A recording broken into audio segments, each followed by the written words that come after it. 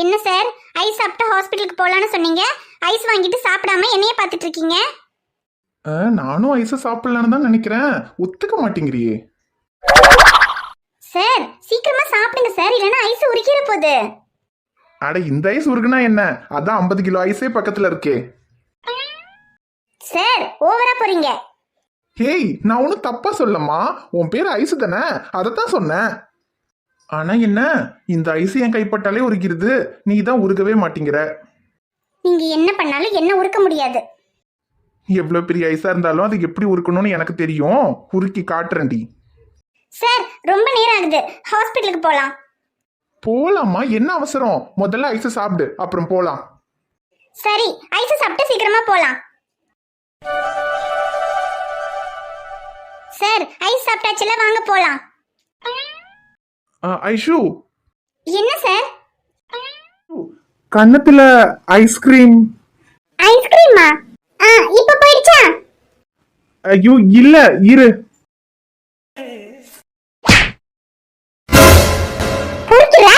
என்ன காரியம் பண்ண?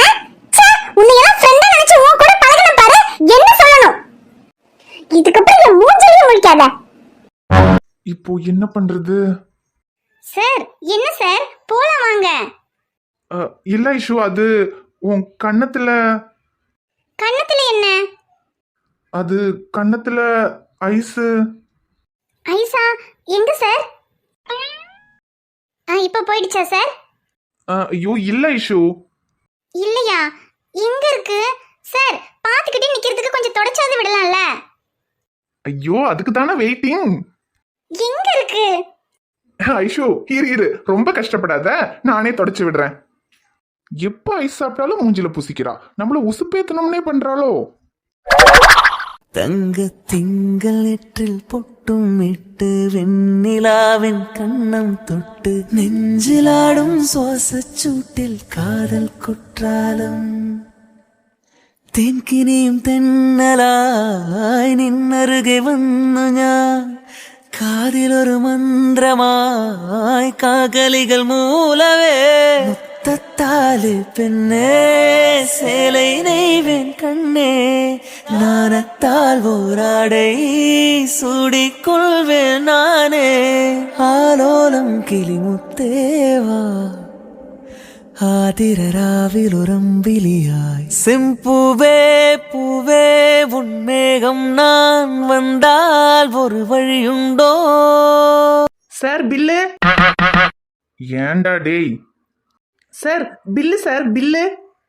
தரண்டா, தராம என்ன ஓடியா போறோம்? இல்ல சார், அது பிஸியா இருந்தீங்க, அதான் மறந்துடுவீங்களோன்னு. எங்கடா பிஸியாக விட்ட? எவ்வளோ ஆச்சு சொல்லு. Sir 120 sir. இந்த புடி. சரி வா, இனிங்க நின்று ஒரு யூஸும் இல்ல. நான் உன்னை கொண்டு போய் வீட்டுல விட்டுட்டு நான் வீட்டுக்கு போறேன், வா. சார் நானும் உங்க வீட்டுக்கு வரலாமா சார்? ஏன் வீட்டுக்கா? எதுக்கு? அதில்ல சார், ரியாவை காணோன்னு ரொம்ப டென்ஷன் ஆயிட்டேன். அப்புறம் ரியா கிடைச்சிட்டா, இருந்தாலும் அவளை கொஞ்சம் பார்க்கணும் போல இருக்கு. அவளை கொஞ்சம் நேரம் தூக்கி வச்சிருந்தாதான் மனசுக்கு கொஞ்சம் நிம்மதியா இருக்கும். அதனால தான் சார், ப்ளீஸ் உங்க வீட்டுக்கு கூட்டிட்டு போங்க சார். நான் உன்னை வீட்டுக்கு கூட்டிட்டு போறதா? ஐயோ வீட்டுல வேற வாப்பா இருப்பாரு, நான் எப்படி உன்னை கூட்டிட்டு போக முடியும்? ஏன் சார், நான் உங்ககிட்ட படிக்கிற ஸ்டூடெண்ட் தானே. அன்னைக்கே நான் வீட்டுக்கு வந்து குழந்தைய பார்க்கறதுக்கு அவர் சம்மதிச்சிட்டாரே, அப்புறம் என்ன சார்? ஓ நீ அப்படி வரியா? சரி சரி கூட்டிட்டு போறேன். ஆனா நான் தான் உன்னை கூட்டிட்டு வந்தேன், அங்க யார்கிட்டயும் சொல்லாத. நீயே வந்த மாதிரி வா.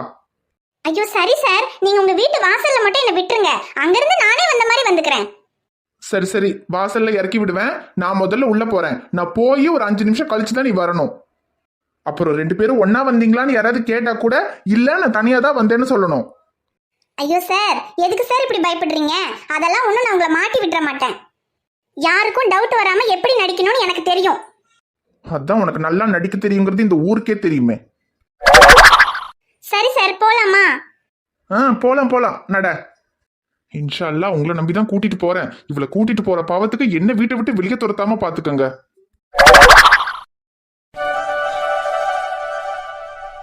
ஏன் பாத்தி, பாப்பாவுக்கு இந்த துணி அழகா இருக்குல்ல? நீங்க வாங்கினதாச்சேக்கா, அழகா இல்லாம இருக்குமா?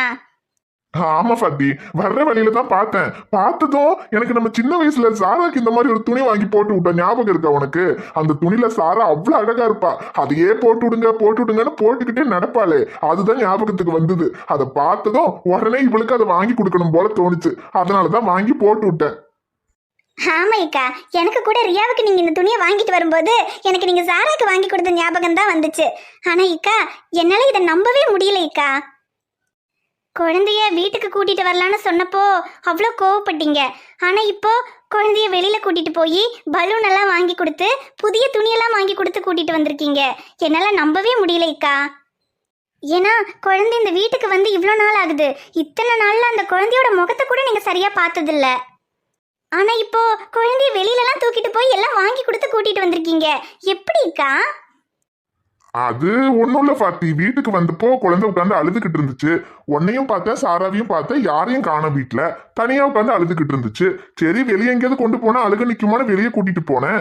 வெளியே போனப்போ பலூனை பார்த்தா பலூன் வேணுங்குது, ஐஸை பார்த்தா ஐஸ் வேணுங்குது. அப்புறம் சரின்னு எல்லாம் வாங்கி கொடுக்கவும் ஒரே சிரிப்பு, அழுகையெல்லாம் நின்னு போச்சு. அப்புறம் என்கிட்டயும் ஒட்டிக்கிச்சு. இல்லைக்கா, எங்க குழந்தைய நீங்க ஏத்துக்கவே மாட்டீங்களோன்னு நினைச்சேன். அட, ஏத்துக்காம இருக்கிறதுக்கு என்ன இருக்கு பாத்தி? இந்த குழந்தைகளை தப்பு பண்ணிச்சு. ஆமைக்கா, நீங்க அதை புரிஞ்சுக்கிட்டீங்களே, அதுவே போதும். அப்பா இல்ல, நான் உன் தாத்தா. தாத்தா சொல்லு. ஏன் பாத்தி, நம்ம சாரா கூட சின்ன வயசுல இப்படிதான். என்ன சொல்ல சொன்னாலும் முதல்ல எடுத்ததும் அப்பான்னு தான் சொல்லுவா. இவளும் அதே மாதிரி எப்ப பார்த்தாலும் அப்பா அப்பான்னு சொல்லிக்கிட்டு இருக்கா பாரு. ஆமைக்கா, சாரா கூட சின்ன வயசுல இப்படிதான். அப்பா அப்பான்னு உங்க மேலதான் எப்பவும் பாசமா இருப்பா. அம்மா நான் என்னதான் பாத்துக்கிட்டாலும் சரி, அவளுக்கு எப்பவுமே அப்பா தான் வேணும். இவளுக்கும் அதே மாதிரி தான். எப்ப பார்த்தாலும் அப்பா அப்பான்னு அப்பானே தான் சொல்லிக்கிட்டு இருப்பா. ஆனா என்ன ஒண்ணுன்னா, அவளுக்கு அம்மானா கூடயே இருந்தேன். ஆனா இவளுக்கு இவ அம்மா கூட இல்லையேக்கா. என்னதான் அப்பா தாத்தா பாட்டின்னு எல்லா சொந்தமும் கூட இருந்தாலும் ஒரு குழந்தைக்கு அவளோட அம்மா கூட இருக்கிற மாதிரி வராது இல்லைக்கா. நம்மெல்லாம் எவ்வளவு பாசம் காமிச்சாலும் அது ஒரு தாய் பாசத்துக்கு ஈடாகுமாய்க்கா. அதுக்கு இப்ப என்ன சொல்ல வர பாத்தி? அது இல்லைக்கா, ரியாவுக்காகன்னு இல்ல, நம்ம பையனும் இத்தனை வருஷம் தனியா எவ்வளோ கஷ்டத்தை அனுபவிச்சிருக்கான். ஒரு தாய் இல்லாம ஒரு பச்சை குழந்தைய தனியா வளர்க்குறதுங்கிறது எவ்வளோ கஷ்டமான விஷயம் இக்கா. என் பிள்ளை இத்தனை நாளும் அவ்வளோ கஷ்டப்பட்டு தான் இந்த குழந்தைய வளர்த்துருக்கான். இப்போ கூட அவனும் குழந்தையும் இந்த வீட்டுக்கு வந்துட்டாலும் குழந்தைய பார்த்துக்கிறதுக்கு கூட நம்மெல்லாம் இருக்கோம். ஆனால் அவனோட வாழ்க்கை, அவன் இப்பவும் தனியாக கஷ்டப்பட்டுக்கிட்டு தானே இருக்கான். யார் பாத்தி அவனை தனியா கஷ்டப்பட சொன்னா? அவன் படுற எல்லா கஷ்டத்துக்கும் காரணம் அவன் மட்டும்தான். இது எல்லாமே அவனா அவனுக்கு தேடிக்கிட்டதுதான். சரிக்கா, எல்லாமே அவன் பண்ண தப்பாவே இருந்துட்டு போட்டோம். ஆனா இதுக்கப்புறம் ஒரு அம்மா அப்பாவா அவனோட வாழ்க்கையை சரி பண்ண வேண்டியது நம்ம கடமை இல்லையா? நம்ம என்ன சரி பண்றது? இல்ல நம்ம ஏதாவது சரி பண்ணதான் அவன் சம்மதிப்பானா? இல்ல இப்ப இதெல்லாம் நீ எதுக்கு என்கிட்ட சொல்லிக்கிட்டு இருக்க பாத்தி? அப்படின்னா நான் இந்த விஷயத்துல என்ன பண்ணணும்னு எதிர்பார்க்கிற? அது இல்லைக்கா, நீங்க குழந்தைய ஏத்துக்கிட்டீங்கன்னும் போது நிச்சயமா அவன் பண்ண எல்லாத்தையும் மன்னிச்சிட்டீங்கன்னு தானே அர்த்தம். அதனால திரும்பவும் அவன் அந்த பொண்ணோட. நிறுத்து பாத்தி, நீ என்ன சொல்ல வரேன்னு எனக்கு புரியுது. என்ன, அந்த பொண்ணை உன் பிள்ளையோட சேர்த்து வைக்கணும்னு சொல்ல வரியா? இல்ல நீ தெரிஞ்சு பேசுறியா இல்ல தெரியாம பேசுறியா பாத்தி? அது எப்படி பாத்தி ஒரு ஹிந்து பொண்ணை இந்த வீட்டுக்கு மருமகளா கொண்டு வரணும்னு உன்னால யோசிக்க முடியுது? இக்கா, நீங்க அந்த பொண்ணை ஒரு ஹிந்து பொண்ணுன்னு பாக்குறீங்க. ஆனா நான் நம்ம பிள்ளையோட பொண்டாட்டி, இந்த குழந்தையோட அம்மாவா பாக்குறேன். என்ன இருந்தா என்ன, அந்த பொண்ணு ஒரு ஹிந்து பொண்ணு தானே? ஏன் இக்கா, இப்ப அந்த பொண்ணு ஒரு ஹிந்துங்கிறது தான் உங்களுக்கு பிரச்சனையா இக்கா? ஒருவேளை அந்த பொண்ணு முஸ்லீமா இருந்திருந்தா அந்த பொண்ணை நீங்க ஏத்துக்கிட்டு இருந்திருப்பீங்களா? ஏத்துக்கிட்டு இருந்திருப்ப பாத்தி. அந்த பொண்ணு ஒரு முஸ்லீமா இருந்து உன் புள்ள நம்ம கிட்ட வந்து இந்த மாதிரி ஒரு பொண்ணு எனக்கு பிடிச்சிருக்கு, எனக்கு கல்யாணம் பண்ணி வைங்கன்னு கேட்டிருந்தா அப்ப வேணும்னா அந்த பொண்ணை ஏத்துக்கிறத பத்தி நான் யோசிச்சு இருந்திருப்பேன். ஆனா எப்போ உன் புள்ள உனக்கும் எனக்கும் தெரியாம அந்த பொண்ணை கல்யாணம் பண்ணி நம்ம வீட்டுக்கே கூட்டிட்டு வந்து நம்ம வீட்லயே அந்த பொண்ணு முஸ்லீம்னு சொல்லி தங்க வச்சு உன்னையும் என்னையும் முட்டாளாக்குனானோ அப்பவே நான் முடிவு பண்ணிட்டேன், அந்த பொண்ணு எக்காரணத்தை கொண்டு இந்த வீட்டுக்கு மருமகளா வரவே முடியாதுன்னு. ஐயோ இக்கா, அதெல்லாம் அவன் அந்த பொண்ணை நம்ம ஏத்துக்க மாட்டோங்கிற பயத்துல தான் அப்படியெல்லாம் பண்ணிட்டான். ஆமா பாத்தி, ஏத்துக்க மாட்டேன் தான். ஒரு ஹிந்து பொண்ணை இந்த வீட்டுக்கு மருமகளா நான் என்னைக்குமே ஏத்துக்க மாட்டேன் தான். அது அவனுக்கு தெரியும் தானே? தெரிஞ்சும் எதுக்கு அவன் ஒரு ஹிந்து பொண்ணை கல்யாணம் பண்ணி கூட்டிட்டு வந்தான்? இங்க பாரு ஃபத்தி, அந்த பொண்ணு ஒருவேளை முஸ்லீமா இருந்தா அந்த பொண்ணை ஏத்துப்பீங்களான்னு கேட்டியே. ஒருவேளை உன் புள்ள இப்படி எல்லாம் பண்ணி நம்மள ஏமாத்தாம இருந்திருந்தா அந்த பொண்ணு முஸ்லீமா இருந்தா அந்த பொண்ணை நான் ஏத்துக்கிட்டு இருந்திருப்பேன். ஆனா இவ்வளவு தூரம் நம்மள ஏமாத்திட்டான்ல, இதுக்கப்புறம் அந்த பொண்ணு முஸ்லீமாவே இருந்தாலும் சரி, அந்த பொண்ணு இந்த வீட்டுக்கு மருமகளா வர்றதுக்கு என் உயிர் இருக்க வரைக்கும் நான் சம்மதிக்க மாட்டேன். இங்க பாரு ஃபாத்தி, குழந்தைய ஏத்துக்கிட்டேன்றதுக்காக அவனை மன்னிச்சுட்டேன்னு அர்த்தம் கிடையாது. இந்த விஷயத்த பத்தி நீ இதுதான் என்கிட்ட பேசுறது கடைசியா இருக்கணும். இதுக்கப்புறம் இந்த விஷயத்த பத்தி என்கிட்ட பேசாத ஃபாத்தி. வாங்கப்பா, நீங்க 2 பேரும் எப்ப வந்தீங்க? 2 பேரா? பின்னாடியே வராத, உங்களுக்கு டவுட் வந்துரும். நான் உள்ள போய் 5 நிமிஷம் கழிச்சுவான்னு சொல்லிட்டு வந்தேன், பின்னாடியே வந்து நிக்கிறா. என்ன மாட்டி விடுறதுக்கு வெளியில இருந்து யாரும் வர வேண்டாம், கூடயே தான் வச்சிருக்கேன். ஆமா, இப்பதான் வந்தோம். சரி சரிப்பா, குழந்தைய பாத்துக்கங்க, எனக்குள்ள வேலை இருக்கு, நான் வரேன்.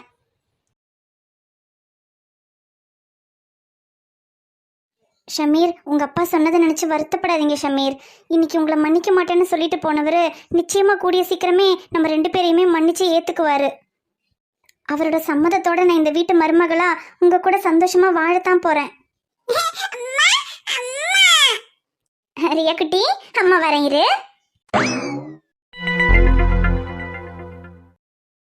அரவிந்த், நான் கீழே உட்கார்றேன், விடுங்க. சீதா, நான் இருக்கும்போது நீ ஏன் கீழே உட்காரணும்?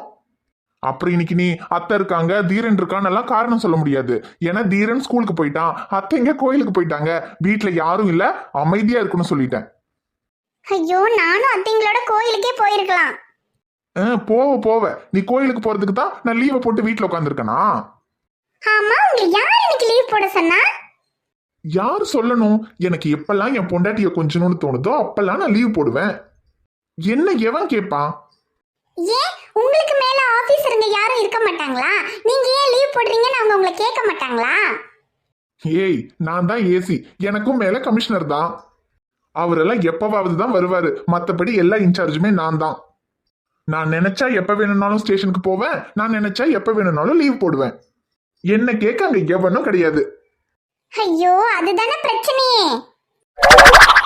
ஏய், அப்ப நான் உன் கூட இருக்கிறது உனக்கு பிரச்சனையா இருக்கா? சரி விடு, நான் கிளம்பி ஸ்டேஷனுக்கு போறேன். அரவிந்த், அரவிந்த், இருங்க, கோவப்படாதீங்க, அதுக்குள்ள கோவம் வந்துருமே. பின்ன வராதா? உனக்காக நான் லீவ் போட்டு உட்காந்துருக்கேன், நீ தேவையில்லாம என்னெல்லாமோ பேசி டைம் வேஸ்ட் பண்ணிட்டு இருக்க. வேற என்ன பண்ணணும்?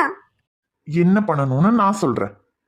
வேண்டாம் அரவிந்த், நம்ம ஹால்ல உட்காந்துருக்கோம், யாராவது வந்துருவாங்க. நம்ம வீட்டுக்கு யாரு வரப்போறா? யாரும் வரமாட்டாங்க. அரவிந்த், எதுவும் பேசக்கூடாது. லேசா அழகுல தானா விழுகிற நீ பேசி சிரிக்கையில் ஒவ்வொருத்துல உரையிற வாழ்க்கை வாழத்தான் உன்னோடு இருக்கிற உன் கூட நடக்கும்போது மழையில்லாம நனைஞ்சு போகிற கண்ண வீசி கட்டி போடும் காதலி கண்ணோ 2 முத்தம் கேக்குதே. இந்த கதையில நம்மள தவிர எல்லாருக்கும் ரொமான்ஸ் சீன் இருக்கு. அரவிந்த். ஐயோ, வா சக்தி. சாரி அரவிந்த், தப்பான டைமிங்ல வந்துட்டோம் போல. ஐயோ, அதெல்லாம் ஒண்ணும் இல்ல சக்தி, சும்மா பேசிக்கிட்டு தான் இருந்தோம். பார்த்தேன் அரவிந்த். இல்ல, ரொமான்ஸ் பண்ணும்போது ஃப்ரெண்டு டிஸ்டர்ப் பண்ணா எவ்வளவு கடுப்பாகும்னு எனக்கு ஆல்ரெடி நிறைய எக்ஸ்பீரியன்ஸ் இருக்கு, அதனாலதான் சொல்றேன். Really sorry Aravind. நான் வேணா போயிட்டு அப்புறமா வரட்டா? ஐயோ சக்தி, அதெல்லாம் ஒண்ணும் இல்ல, நீ வா, வந்து உட்காரு. சீதா, சக்திக்கு ஒரு காஃபி எடுத்துட்டு வா. அத கொண்டு வரேங்க. அரவிந்த், காலையிலேயே வர சொல்லியிருந்தீங்க, ஆனா ஷமீர் ரியாவை காணோம்னு சொல்லி அப்புறம் ரியாவை தேடி இவ்வளவு நேரம் ஆகி போச்சு, அதனாலதான் லேட்டா வரேன். பரவாயில்ல சக்தி. அம்மா ரியா கிடைச்சிட்டாளா? எங்க இருந்தா? ஐயோ, அது ஏன் அரவிந்த் கேக்குறீங்க? குழந்தை தனியா வீட்டுல அழுதுகிட்டு இருக்கான்னு சொல்லி ஷமீரோட அப்பா குழந்தைய சமாதானப்படுத்துறதுக்காக வெளியே தூக்கிட்டு போயிருக்காரு. ஆனா தூக்கிட்டு போனதே தூக்கிட்டு போனாரு, வீட்டுல யார்கிட்டயாவது சொல்லிட்டு தூக்கிட்டு போக கூடாது, அவரு பாட்டுக்கு யார்கிட்டயும் சொல்லாம குழந்தைய தூக்கிட்டு வெளியே போயிருக்காரு. அவரு தூக்கிட்டு போன விஷயம் தெரியாம சமீரோட தங்கச்சி ஷமீருக்கு போனை போட்டு சொல்லி அவன் பயந்து ஊரெல்லாம் தேடி, அப்புறம் எனக்கு கூப்பிட்டு சொல்லி நான் பயந்து நான் ஊரெல்லாம் தேடி, அப்புறம் எங்கேயும் கிடைக்கலன்னு கடைசியில உங்ககிட்ட சொல்லி ஸ்டேஷன்ல போய் கம்ப்ளைண்ட் கொடுக்கலான்ற அளவுக்கு வந்துட்டோம். அதுக்கப்புறம் தான் தெரிஞ்சது ஷமீரோட அப்பா தான் குழந்தைய தூக்கிட்டு போயிருக்காருன்னு. ஓ அப்படியா, சரி சரி, எப்படியோ குழந்தை கிடைச்சிட்டாலே அதுவே போதும். ஆமா அரவிந்த், அவெல்லாம் கிடைச்சிட்டா, அதெல்லாம் ஒன்றும் பிரச்சனை இல்லை. ஆமா, நீங்க என்னமோ என்கிட்ட முக்கியமான விஷயம் பேசணும்னு வர சொல்லியிருந்தீங்க. என்ன விஷயம் அரவிந்த்? அது வேற ஒண்ணும் இல்ல சக்தி, ஷமீரோட ஆக்சிடென்ட் விஷயமா தான் உங்ககிட்ட ஒரு முக்கியமான விஷயம் பேசலாம்னு கூப்பிட்டேன். ஆக்சிடென்ட் கேஸ் விஷயமாவா? என்ன அரவிந்த், யார் ஆக்சிடென்ட் பண்ண சொன்னாலும் தெரிஞ்சிருச்சா? ஆமா சக்தி, அந்த 2 லாரி டிரைவருங்க சிக்கனானுங்கன்னு சொன்னல, அவனுங்கள போன வாரம் விசாரிக்கிற விதமா நல்லா வச்சு விசாரிச்சதுல யாரு ஆக்சிடென்ட் பண்ண சொன்னாங்கிற உண்மையை சொல்லிட்டாங்க. யார் ஆக்சிடென்ட் பண்ண சொன்னாலும் தெரிஞ்சிருச்சா? அவ யாருன்னு மட்டும் சொல்லுங்க அரவிந்த், அவனை நான் சும்மா விட மாட்டேன். போன வாரமே தெரிஞ்சிருச்சு சக்தி. அதை உங்ககிட்ட கூப்பிட்டு சொல்லலான்றதுக்குள்ளதான் எனக்கு சில பிரச்சனையெல்லாம் ஆயிப்போச்சு. அதனால என்னால சொல்ல முடியல. அப்புறம் இப்பதான் கொஞ்சம் ஃப்ரீயான, அப்பதான் சரி இந்த விஷயத்த உங்ககிட்ட சொல்லலான்னு உங்களை வர சொன்னேன். சரி அரவிந்த், அது யாருன்னு மட்டும் சொல்லுங்க. அவனை அடிச்சு சாவடிக்கலன்னா எனக்கு மனசே ஆறாது. அது வேற யாரும் இல்ல சக்தி, ராகேஷ். என்னது, ராகேஷா? அப்போ என் நண்பனுக்கு யாரு ஆக்சிடென்ட் பண்ற அளவுக்கு எதிரி இருக்கான்னு நான் யோசிச்சுக்கிட்டே தான் இருந்தேன். ஆனா இந்த பண்ணாடியா இருப்பா நான் நினைச்சு கூட பார்க்கல. ஏன்னா அவனே ஒரு காமெடி பீஸ், அடிக்கடி வம்பிழுப்பானே தவிர இவ்வளவு கிரிமினலா யோசிக்கிற அளவுக்கு அவனுக்கு மூளை இருக்குன்னு நான் நினைச்சே பார்க்கல. அவன்தான் சக்தி. அவன் தானே தெரிஞ்சதுமே அவனை புடிச்சிட்டு வந்து லாக்அப்ல போட்டு அதுக்கப்புறமா உங்களுக்கு சொல்லலான்னு தான் நினைச்சேன். ஆனா அது என்னால பண்ண முடியாம போயிடுச்சு. ஆனா இதுக்கப்புறம் எந்த பிரச்சனையும் இல்லை சக்தி, அவனை வச்சு செய்யலாம். ஏன்னா நானும் ரொம்ப நாள் அவனை பார்க்கணுன்ட்டு தான் இருக்கேன். ஐஷு விஷயத்துல ஷமீர் கிட்ட பிரச்சனை பண்றான்னு சொன்னப்பவே நான் அவனை பார்க்கணும்னு நினைச்சேன். ஆனா அதுக்கப்புறம் அவனை பார்க்கற சந்தர்ப்பமே எனக்கு கிடைக்காம போயிடுச்சு. அப்புறம் கதிரண்ணன் கூட சொன்னாரு, கதிரண்ணன் கிட்டயும் அவன் பிரச்சனை பண்ணான்னு. அப்பவும் நான் அவனை பார்க்கணும்னு நினைச்சேன். அப்பவும் என்னால அவனை பார்க்க முடியாம போயிடுச்சு. ஐயோ அரவிந்த், அவனை பாக்குறதுல என்ன இருக்கு? அவன் ஒன்னும் அவ்வளவு பெரிய ஆளெல்லாம் கிடையாது. அவனே ஒரு டம்மி பீஸ். இப்ப நினைச்சா கூட அவனை புடிச்சிட்டு வந்து நல்லா 4 மிதி மிதிக்கலாம். அதுக்கு என்ன சக்தி, இப்பவே போலாம், நடங்க. அரவிந்த் ஒரு நிமிஷம். இப்ப ஷமீர் வேற ஒரு பிளான்ல இருக்கான். இப்ப அந்த ராகேஷை பிடிச்சா அடிச்சா அது சரிப்பட்டு வருமானு தெரியல. எதுக்கும் அவன் கிட்ட ஒரு வார்த்தை கேட்டுட்டு அதுக்கப்புறமா எது பண்றதா இருந்தாலும் பண்ணலாம் அரவிந்த். ஓ அப்படியா, சரி ஓகே சக்தி. அப்படின்னா ஷமீர் கிட்ட இதை பத்தி சொல்லுங்க. ஆக்சிடென்ட் பண்ண சொன்னதே அவன் தானே சொல்லுங்க. அவர் என்ன சொல்றாரோ அது மாதிரி பண்ணிக்கலாம். ஆனா அவன் யாருன்னு நிச்சயமா நான் பார்த்தே ஆகணும் சக்தி.